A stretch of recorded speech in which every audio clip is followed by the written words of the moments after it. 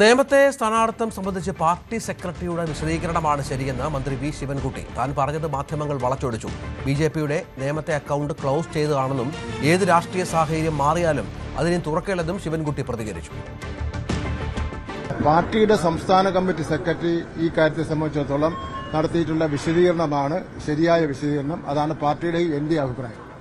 ഇതിലെ ഈ പഞ്ചായത്ത് കോർപ്പറേഷൻ തെരഞ്ഞെടുപ്പിന് ശേഷമുള്ള രാഷ്ട്രീയ സാഹചര്യത്തിൽ അവിടെ ഒരു വിജയസാധ്യത കുറവാണ് എന്നുള്ള ഒരു ആശങ്കയുണ്ട്. വിജയം തോൽവിയുടെ പ്രശ്നം അല്ലല്ലോ നമ്മളിവിടെ ചർച്ച ചെയ്തുകൊണ്ടിരിക്കുന്നത്. എന്റെ സ്ഥാനാർത്ഥിത്വമാണല്ലോ ഇവിടെ ചർച്ച ചെയ്തുകൊണ്ടിരിക്കുന്നത്. അത് ഞാൻ തൃശ്ശൂരിൽ പറഞ്ഞതിനെ മാധ്യമങ്ങൾ വളച്ചൊടിച്ച് പ്രസിദ്ധീകരിച്ചു. ഞാൻ എന്റെ വിശദീകരണം നൽകി. അതിന്റെ അടിസ്ഥാനത്തിൽ പാർട്ടിയുടെ സംസ്ഥാന സെക്രട്ടറി ഒരു വിശദീകരണം നൽകി. പാർട്ടിയുടെ സംസ്ഥാന സെക്രട്ടറി നൽകിയിട്ടുള്ള വിശദീകരണമാണ് എന്റെയും അഭിപ്രായം. അത് തന്നെയാണ് ഞാനും അംഗീകരിക്കുന്നത്. പാർട്ടി പറഞ്ഞ അവിടെ മത്സരിക്കും. പാർട്ടി സംസ്ഥാന സെക്രട്ടറി പറഞ്ഞതാണ് എന്റെ അഭിപ്രായം. രാജീവ് ചന്ദ്രശേഖർ മത്സരിക്കട്ടെ. അയാൾക്ക് 140 മണ്ഡലങ്ങളിൽ മത്സരിക്കാനുള്ള അവകാശമുണ്ടല്ലോ. ബിജെപിയുടെ അക്കൗണ്ട് കേരളത്തിൽ നിയമത്തിൽ ക്ലോസ് ചെയ്ത് അത് വീണ്ടും ഓപ്പൺ ചെയ്യാനുള്ള സാധ്യത ഇല്ല. രാഷ്ട്രീയ സാഹചര്യം മാറിയെങ്കിലും നേമത്തെ അക്കൗണ്ട് ഓപ്പൺ ചെയ്യാൻ പ്രയാസമാണ്.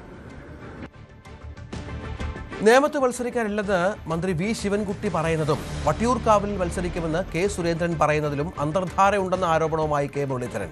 താൻ മത്സരിക്കണമോ എന്നതും ഏത് സീറ്റിലെന്ന കാര്യവും പാർട്ടി തീരുമാനിക്കുമെന്നും കെ മുരളീധരൻ പറഞ്ഞു. നേമത്ത് മത്സരിക്കാനില്ല എന്ന് ശിവൻകുട്ടി, വട്ടിയൂർക്കാവിൽ മാത്രമേ മത്സരിക്കൂ എന്ന് സുരേന്ദ്രൻ. ഇത് തമ്മിലൊരു അന്തർധാര ഞങ്ങൾ കാണുന്നുണ്ട്. അല്ല, അതിപ്പോൾ അവരാണല്ലോ തീരുമാനം. ഞാൻ പറയാം, മാർക്സിസ്റ്റ് പാർട്ടിയുടെ സ്ഥാനാർത്ഥി ആരാണെന്ന് അവർ തീരുമാനിക്കും.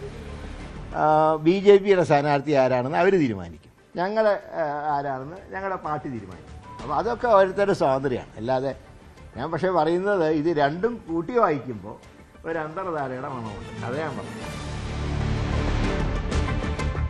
CPM സംസ്ഥാന സെക്രട്ടറി MV ഗോവിന്ദനെ പരിഹസിച്ചു കെ മുരളീധരൻ. രാഷ്ട്രീയത്തിൽ ടെൻഷൻ വരുമ്പോൾ ഗോവിന്ദന് തമാശ കേട്ടാൽ ഒരു ആശ്വാസമാണ്. 100 സീറ്റിൽ UDF തോൽക്കുമെന്നല്ല, LDF തോൽക്കുമെന്നാണ് MV ഗോവിന്ദൻ ഉദ്ദേശിച്ചതെന്നും കെ മുരളീധരൻ പറഞ്ഞു.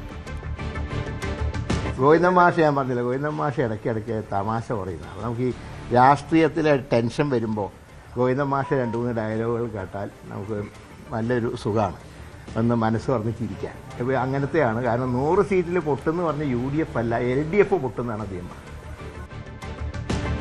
UDF PR മുന്നണിയായി മാറിയെന്ന് മന്ത്രി വി ശിവൻകുട്ടി. വരാൻ പോകുന്ന നിയമസഭാ തെരഞ്ഞെടുപ്പിൽ PR മുന്നണിയും LDFും തമ്മിലാണ് മത്സരമെന്നും ശിവൻകുട്ടി പറഞ്ഞു. കോൺഗ്രസ് അവിടെ അവരുടെ ക്യാമ്പ് സംഘടിപ്പിച്ചു. വയനാട് കോടിക്കണക്കിന് രൂപ മുടക്കിയുള്ള PR ഏജൻസികളെ കൊണ്ടുവന്നിട്ടുണ്ട്.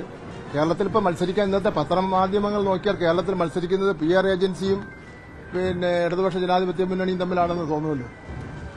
കാരണം PR ഏജൻസിയാണ് എല്ലാ കാര്യങ്ങളും ചെയ്തുകൊണ്ടിരിക്കുന്നത്, കോടിക്കണക്കിന് രൂപ മുടക്കിക്കൊണ്ട്. അപ്പോൾ PR ഏജൻസിയും UDFും തമ്മിൽ തർക്കം നടന്നു. കാര്യത്തിൽ ഭരണവിരുദ്ധ വികാരമുണ്ടെന്ന് പ്രചരണം നടത്തണമെന്ന് പറഞ്ഞപ്പോൾ അവരുടെ സർവേയിൽ നിന്ന് കിട്ടിയ വിവരമനുസരിച്ചാണെങ്കിൽ ഭരണവിരുദ്ധ വികാരമില്ല. അപ്പോൾ അതിൽ തർക്കം നടന്നുകൊണ്ടിരിക്കുക. നഗരസഭാ ഭരണം കിട്ടിയതോടെ നിയമസഭാ തെരഞ്ഞെടുപ്പിൽ തൃപ്പൂണിത്തുറ മണ്ഡലത്തിൽ വലിയ മുന്നേറ്റമുണ്ടാക്കാൻ കഴിയുമെന്ന പ്രതീക്ഷയിൽ BJP. TP Senkumar, major Ravi എന്നീ പേരുകളാണ് BJP പരിഗണിക്കുന്നത്.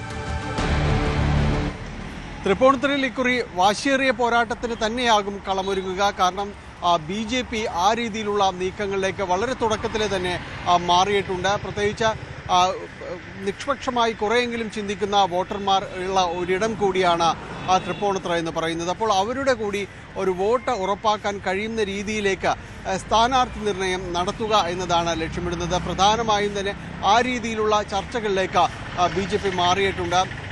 മുൻ DGP ആയിരുന്ന സംസ്ഥാന പോലീസ് മേധാവിയായിരുന്ന TP സെൻകുമാർ, അതോടൊപ്പം തന്നെയാണ് മേജർ രവിയുടെ പേര് കാരണം അതോടൊപ്പം തന്നെ മുൻ സൈനിക ഉദ്യോഗസ്ഥനുമായ മേജർ രവിയുടെ പേര് കൂടെ ഇതിലേക്ക് വരികയും ചെയ്യുന്നുണ്ട്. ഏതായാലും ഈ 2 പേരുകൾക്കും വലിയ രീതിയിലുള്ളൊരു സ്വീകാര്യത മണ്ഡലത്തിൽ ഉണ്ടാകുമെന്നത് തന്നെയാണ്. അപ്പോൾ ഇവരിൽ ആരിലേക്കാണ് ചർച്ചകൾ